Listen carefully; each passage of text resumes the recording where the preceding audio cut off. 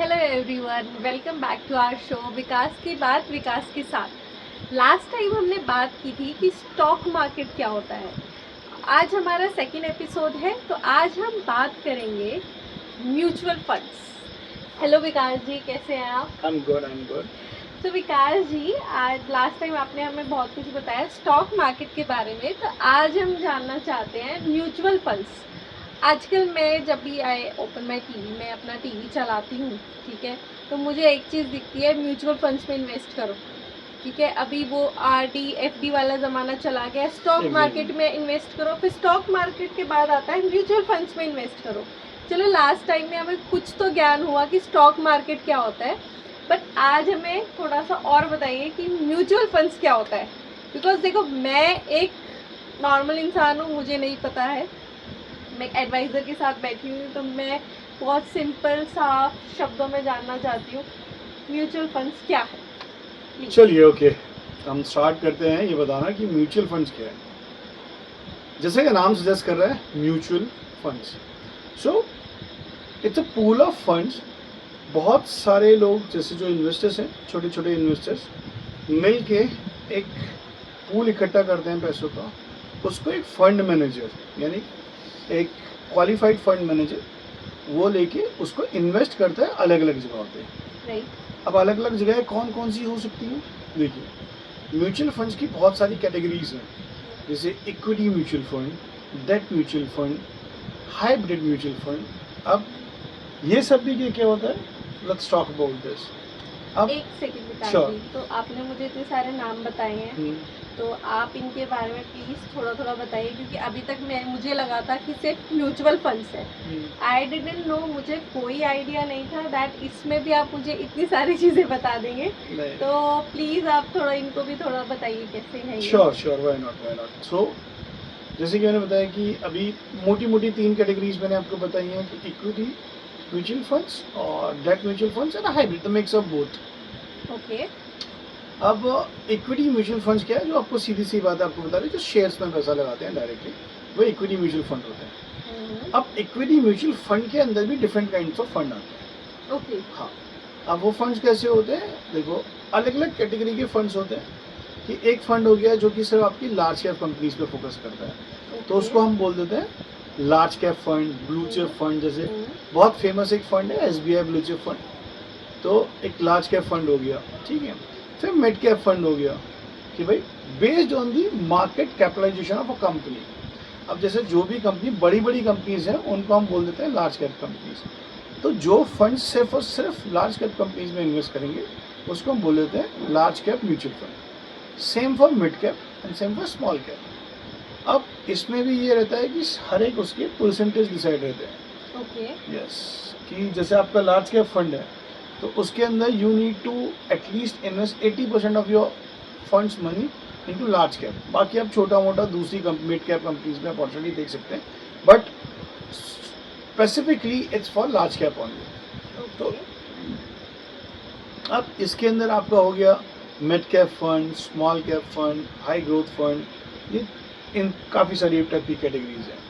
फिर आपके date funds आते हैं, ठीक है। फिर आपके एक्चुअली कमोडिटीज़ फंड भी आते हैं, जैसे गोल्ड स्पेसिफिक फंड की जो गोल्ड की ETFs में लगाते हैं। मतलब गोल्ड ही जैसी चीज़ है, उनका प्राइस गोल्ड के हिसाब से बढ़ता रहेगा। ठीक है विकास जी, ये आपने हमें सब बताया, ठीक है, बट जैसे एक मेरी एज का इंसान है, ठीक है, अब उसको अपना आगे फ्यूचर प्लान करना है या अपने बच्चों के लिए प्लान करना है, राइट? बिल्कुल। तो अभी मुझे कौन से वाले म्यूचुअल फंड्स में इन्वेस्ट करना चाहिए? क्या इसका भी तो होता होगा ना कि अगर आप ओल्ड एज में है तो आप कौन से म्यूचुअल फंड्स के लिए जाएंगे, अगर आप थोड़ा यंग एज में है तो कौन से में जाएंगे, लाइक हमारे मिड एज है? इसमें बहुत सारी कैटेगरीज होती हैं ऋतु जी। देखिए, जैसे कि हमने बताया आपको कि पहली चीज़ तो भाई डिफरेंट टाइप के फंड हो गए, इक्विटी फंड हो गया, आपका डेट फंड हो गया और हाइब्रिड फंड हो गया। हाइब्रिड फंड क्या होता है, जिसमें आपको इक्विटी और डेट दोनों मिलते हैं। अब होता क्या है कि जब भी कोई म्यूचुअल फंड शुरू होता है तो उसका ऑब्जेक्टिव पहले से प्री डिफाइंड होता है। हाँ, अब आप देखेंगे तो बहुत सारे म्यूचुअल फंड्स हैं, हर एक कंपनी के, लाइक जो भी कंपनीज हैं, अपने इन्वेस्टमेंट बैंक्स हैं, बाकी उन सब के अलग अलग म्यूचुअल फंड्स हैं जो म्यूचुअल फंड कंपनीज हैं। अब वो क्या करते हैं, अलग अलग टाइप के फंड निकालते रहते हैं राइट। कि इस बार उन्होंने निकाल दिया फॉर एग्जांपल जैसे कि स्पेसिफिकली इंडस्ट्री फोकस्ड फंड हो गया, कोई आईटी फोकस्ड फंड हो गया, कोई मैन्युफैक्चरिंग फोकस्ड फंड हो गया। अभी जैसे कि बहुत लेटेस्ट काफ़ी सारे फंड्स निकल रहे हैं जो कि ग्रीन एनर्जी फोकस कर रहे हैं, ठीक है। अब आपका जो सवाल है वो ये है कि at what age and how should be choose, right. What should be the criteria to choose the right fund for my age, right. Right. अब देखिए, आप पहले मेरी एज के अकॉर्डिंग बताइए हाँ चलिए ठीक है। दैट अगर मुझे इन्वेस्ट करना है तो मुझे कैसे करना है, मुझे अपने कौन सा म्यूचुअल फंड्स में जाना है। ठीक है चलिए। So obviously I'm not going to disclose your age. It's up to you. So at your age, it's not just about age. It's about like what is your earnings, right? What is your responsibilities? These all things actually comes and decide what kind of investor you are based on your risk assessment, right? Generally is, if I'm speaking generally at your age, people should invest more in equities, right?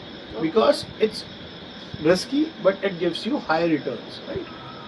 Because equity is something which can give you, if you see good historical funds, they are giving between 15 to 20% of CAGR for 5 year or 10 years. It's a very good return. If you calculate that compounding average, is a very good return if it's more than 15. So if you want to invest in a mutual fund, obviously best way to start SIP, systematic investment plan, in which you invest at least some amount like 5,000, 500, 10,000, a particular amount each and every month, and that's how you enjoy the averaging of mutual fund as well. कि भाई अभी आपका जो mutual fund है उसकी कुछ companies या उसकी जो NAV है, नेट एसेट वैल्यू, अगर वो कम है तो आप उसको कम प्राइस में खरीद पाएँ, जिससे आपका जो ओवरऑल प्राइस है वो एवरेज हो जाए। This is for your age. Okay. And what about old age peoples जो रिटायर हो चुके हैं basically, they are on their pensions और उनका कुछ बिजनेस है, बट आफ्टर 60s रिटायरमेंट के बाद तो क्या प्लान करना चाहिए म्यूचुअल फंड्स में? देखिए, after 60s generally what people say that you should invest in a debt fund.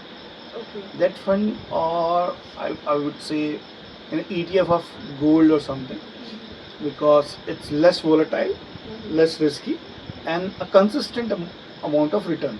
Okay. So there is no risk to your capital. जो आपका कैपिटल है वो रिस्क पर नहीं है, और जो भी मिनिमम अमाउंट ऑफ रिटर्न आपको चाहिए to beat the average inflation in country, that you are going to get. But this is something people normally say for SIP. So old age में आपको एक बहुत सही चीज़ बताता हूँ. और old age, not just SIP, there is something called SWP. SWP is systematic withdrawal plan. Okay. So मैं आपको समझाता हूँ ये है क्या. अब क्या है, रिटायरमेंट आपकी है, ठीक है, आपने 60 साल काम कर लिया, आपने अच्छे से काम किया, and after that certain years of services आपके पास एक चंक इकट्ठा हुआ है, राइट. आपके फॉर एग्जांपल आपने रिटायरमेंट में आपको 1 crore 2 crore what ever is the amount आपको वो मिला है. सो ऑब्वियसली जो आपको रिटायरमेंट में अमाउंट मिला होगा, यानी कि आपका वही लाइफ स्टाइल है, मैं I am just guessing it, तो आपका ऑन एन एवरेज जो मंथली एक्सपेंसेस है वो भी उसी के लेवल पे होगा, राइट. हाँ जी. फेयर ना. सो आपके जो रिक्वायरमेंट है मंथली इनकम का वो भी उतना ही रहेगा. देखो, पहले तो मैक्सिमम प्लेसेस में गवर्नमेंट में पेंशन थी, अब तो वो भी नहीं है, एक्सेप्ट द डिफेंस. सो आपको जो भी अमाउंट मिलेगा, that you have to invest in mutual fund, but in terms of SWP, which means आपने 1 करोड़ रुपए लगाया, और फॉर एग्जांपल वो म्यूचुअल फंड साल में आपको 10 to 12% का रिटर्न दे रहा है. 1 करोड़ का 10 to 12% कितना हो गया, चलो मान लेते हैं भाई 10 लाख 12 लाख, 12 लाख हो गया. यानी कि मंथली आपको 1 लाख रुपया मिलेगा. आपकी मंथली की 1 लाख रुपये की इनकम हो गई, एंड इंस्टेड ऑफ दैट आपने 1 लाख रुपया आपको महीना आ गया, आपका काम चल जाएगा उससे. और ओल्ड एज है तो obviously there might not be that much expenses which you are going to recur regularly. तो एक काम कीजिए, उसमें से भाई वो तो आपका सिर्फ आपने ब्याज का पैसा लिया है, उस ब्याज के पैसे में से आप 20% 25% री इन्वेस्ट भी कर दो। जी, मतलब आपको एक बार स्टक होके नहीं बैठना है हाँ। कि अब मेरी इनकम आ रही है, बट जो आप पैसा ले रहे हो बेसिकली, Yes. जैसे आपने एग्जांपल दिया 1 करोड़ का, तो उस पे जो हम 1 लाख मंथली ले रहे हैं, उसको भी हम कुछ उसमें से कुछ पार्ट री इन्वेस्ट कर दें। एग्जैक्टली, सम जैसे part of it. It's not like कि हमने स्टॉप कर दिया, अब हमारा पैसा आना शुरू हो गया है, बट उस टाइम पे भी आप थोड़ा थोड़ा और इन्वेस्ट उसमें से ही जो अपना Exactly. बचता है उसको इन्वेस्ट कर दो। बिल्कुल बिल्कुल। That you advice in the same plan, in the SWB plan जो भी आपने लिया हुआ। ओके। अब उससे होगा क्या, देखो सीधी सी बात है कि आपका कैपिटल जो भी है, आपका जो भी कॉर्पस था at the end of retirement, okay वो तो बढ़ ही रहा है, जी, और एट द सेम टाइम आपका जो रिटर्न भी है वो भी इंक्रीज हो रहा है। राइट। कैसे भाई? आपका 1 करोड़ था, आपने 20-20 हज़ार रुपये बचा के उसके अंदर डाल दिए, तो वो उस अमाउंट से इंक्रीज हुआ। अब नेक्स्ट टाइम अगर आपका फंड जो है परफॉर्म कर रहा है ऑन एन एवरेज 10-12, जी, तो अब जो 10-12% मिल रहा है आपको, वो बड़े हुए अमाउंट पे मिल रहा है। यस, तो नाउ आप मंथली भी ज़्यादा सेव कर सकते हैं, आपकी कैपिटल उतनी की उतनी रहेगी, राइट, राइट, और आपके मंथली एक्सपेंसेस भी चल रहे हैं। Right, wonderful.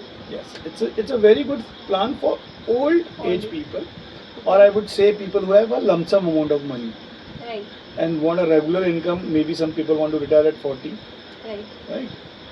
So this is something people can do with mutual funds, right?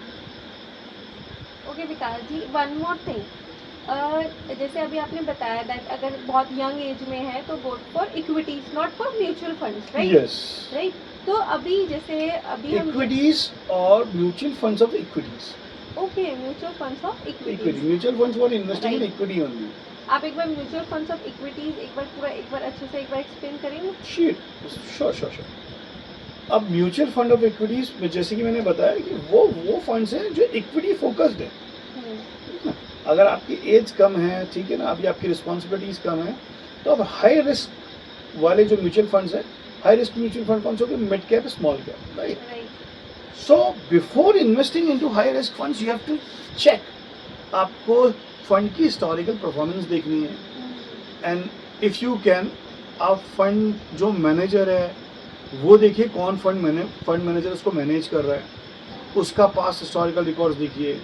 अब जैसे आप भाई यंग एज है, पैसे का में बस टाइम तो है, तो you can invest your time in researching these kind of things कि भाई जो मिड कैप फंड है भाई उसने कितना रिटर्न दिया है, जो स्मॉल कैप फंड है उसने कितना रिटर्न दिया। आप देखिए, सबसे बेस्ट तो ये होता है कि आप सीधा स्टॉक में इन्वेस्ट करें, but that is something which is not feasible और possible for everyone, right? Why?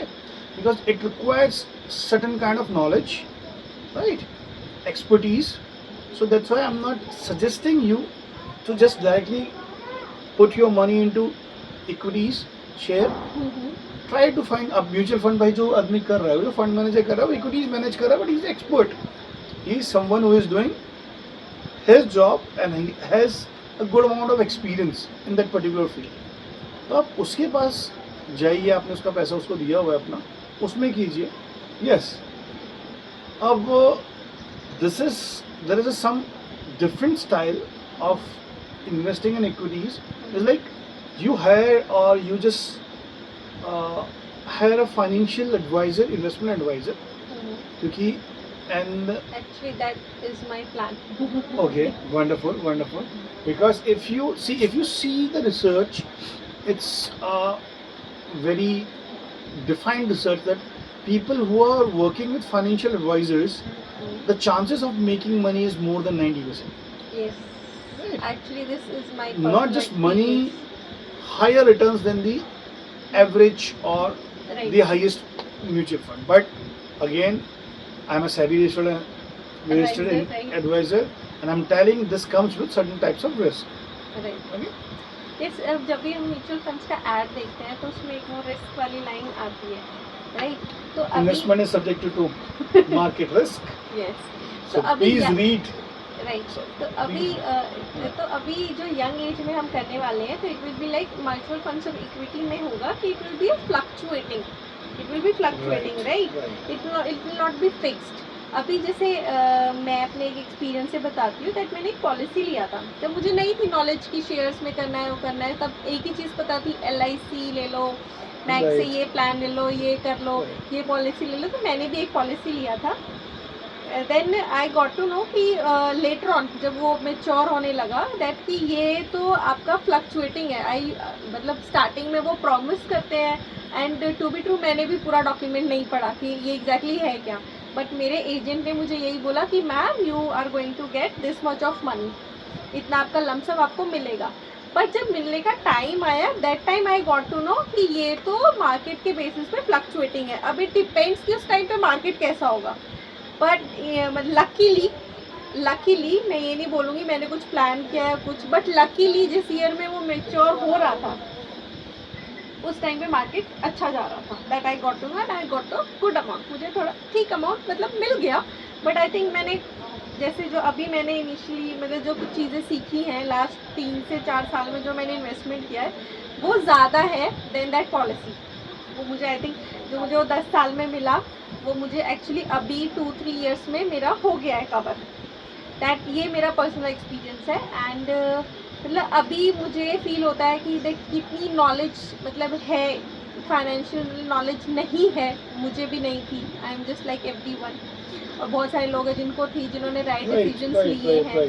मतलब मुझे एक चीज़ पता थी पॉलिसी ले लो, ठीक है, आरडी करा लो, एफडी करा लो, और इसका भी कुछ वो नहीं हो रहा तो अपना अगर अच्छा लमसम अमाउंट आता है तो प्रॉपर्टी आप ले लीजिए। हाँ प्रॉपर्टी ले बट लीजिए। एक चीज़ देखिए रितु, मैं आपको बताता हूँ, to invest in a property, अगर आपको प्रॉपर्टी में इन्वेस्ट करना शुरू करना है तो अगर आपको इन्वेस्टमेंट के लिए चाहिए, नॉट टू भाई अपने अपना रेसिडेंशियल पर्पज के लिए नहीं ले रहे हो, इन्वेस्टमेंट के लिए ले रहे हो, तो there is a certain amount at least 50 lakhs। Right. उससे नीचे आप क्या प्रॉपर्टी में इन्वेस्ट करेंगे, आप कैसे नहीं है। करेंगे, that you can't do in a good property जहाँ पे आपको रिटर्न अच्छा मिल पाए। Right. So even the property is a very good investment, but obviously that comes with its different kind of risk. चलो विकास जी आप मुझे एक बात और बताइए कि जैसे हम कोई भी इन्वेस्टमेंट करते हैं और हमें अचानक पैसे की ज़रूरत पड़ती है, जैसे फिर उसमें ये भी होता है कि हमने प्रॉपर्टी ले लिया और हमें एकदम से अर्जेंटली उसको Exactly. निकालना है तो वो भी हमारे मन चाहे रेट्स पे नहीं निकलती है, राइट। So तो अभी जैसे अभी मैंने म्यूचुअल फंड्स में डाला इक्विटी का, दैट आई नो कि मैं अपना प्रॉफिट बुक करके वो मेरे अकाउंट में आ जाएगा और बहुत जल्दी मेरे अकाउंट में एक्चुअली फ्लक्चुएट कर जाएगा। तो दैट आई नो कि वो हो जाता है। तो म्यूचुअल फंड्स का कैसा रहेगा, जैसे अब मुझे पैसों की ज़रूरत है और मैं अपने म्यूचुअल फंड्स को तोड़ूँ? same like equities only. आपने म्यूचुअल फंड लिया हुआ है, simple you by the units of mutual fund, okay. और जब आपको सेल करनी है तो सेल कर दो। बट अब क्या होता है, म्यूचुअल फंड के साथ साथ कुछ चार्जेस भी आते हैं। जैसे आप इक्विटीज़ को लेते हैं तो उस समय क्या होता है, आपको ब्रोकरेज चार्जेस होते हैं for buy and sell, right. और जब म्यूचुअल फंड लेते हैं तो इसमें क्या होता है, you have to pay certain charges like exit load, management fee. जब भी आपका अगर वो चल रहा है, ठीक है, आपका जो भी वो चल रहा है तो ईयरली हैव टू पे सम मैनेजमेंट फी कि जो भी बंदा उसे मैनेज कर रहा है, ठीक है। And another thing is exit load. Okay. जब भी आप उसको एग्जिट कर रहे हैं तो there will be a load, there will be a charge. Right. लेकिन in certain policies, in certain mutual funds, not the policies, in certain mutual fund, some companies they give you an offer like after 1 year there will be a half exit load. Like normally it's 1%, so it will be 0.5%, and after maybe 2-3 years it will be free. Okay. And जैसे कि आपने पूछा कि credit कितने time में होता है, it's same. जैसे आप यूनिट बेचोगे, जैसे आप फॉर एग्जांपल आपने अभी सेल के लिए डाल दिया, तो अभी तो मार्केट ओपन नहीं है, वो कल ओपन होगा, ओपन होने से कल बिक जाएगा, और नॉर्मली आपका T+2 डेज यानी ट्रेडिंग जिस डेट पे आपने ट्रेड किया है +2 डेज पे आपका पैसा क्रेडिट होगा आपके अकाउंट में। वंडरफुल। यस, तो दिस मतलब is one of the liquid assets. एक और चीज़ मैं आपको बताना जी चाहूँगा बताइए। कि जो आपने बोला प्रॉपर्टी के बारे में और म्यूचुअल फंड्स के बारे में, इक्विटीज़ के बारे में, so there is a category of assets, real estate, land, ठीक है, these kind of assets come under illiquid assets. या not just liquid, liquid assets कौन से होते हैं मैं आपको बताता हूँ, जिनको आप रेडिली एकदम से कैश में कन्वर्ट कर सकते हो, ओके। ठीक है। जी। But these assets like property हो गया, आपका लैंड हो गया, मतलब प्रॉपर्टी कम्स लाइक फ्लैट हो गया, लैंड हो गया, इन सब चीज़ को आप रेडिली कन्वर्ट नहीं कर सकते, बिकॉज जब भी आप मार्केट में बेचने जाते हैं तो आपको जो भी प्राइस उस नीचे मिलेगा अगर आप अर्जेंसी में बेचोगे, right. Right right right. So that's come illiquid and liquid assets. तो मुझे आपकी बातें जान के ये लग रहा है कि हमें मतलब बहुत कुछ है हमारे लिए सीखने के लिए, एंड सीखना नहीं तो एटलीस्ट अवेयरनेस के लिए कि हमें कहाँ जाना है, किसके पास जाना है, कैसे इन्वेस्ट करना है। एक ही पाथ फॉलो नहीं करना है जो शायद हमारे पेरेंट्स ने किया और वो हुआ। टाइम के साथ चीज़ें चेंज हो रही हैं। प्रॉपर्टी में पहले बहुत कम में बहुत कुछ मिल जाता था, अभी आपकी पूरी लाइफ चली जाती है एक छत बनाने में, राइट। तो अभी मतलब इतना कुछ है जानने के लिए, और अभी आपने हमें अपना इतना सारा टाइम दिया, म्यूचुअल फंड्स के बारे में बताया, और आई थिंक हमें ये सब के जो इसके पार्ट्स हैं उसके लिए भी हमें अलग से एक वीडियो बनाना होगा उसको और अच्छे से समझने के लिए। So thank you for today. Thank you for having me again.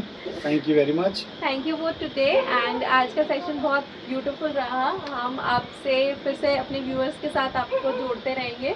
विकास की बात विकास के साथ। हम अभी हमारे नेक्स्ट एपिसोड्स का प्लीज़ वेट कीजिएगा, एंड अगर आपको अच्छा लग रहा है तो प्लीज़ लाइक एंड सब्सक्राइब। आप कमेंट करके अपने क्वेश्चंस बता सकते हैं, आपको जो भी कंफ्यूजन है वो बता सकते हैं। वी विल ट्राई कि हम वीडियो इम्प्रूव करें। हर बार हम कोशिश करेंगे कि और हम अच्छा लेके आएँ, ठीक है। हम कुछ कोशिश हम करेंगे, कुछ आप अपना फीडबैक दीजिएगा। Thank you. Thank you.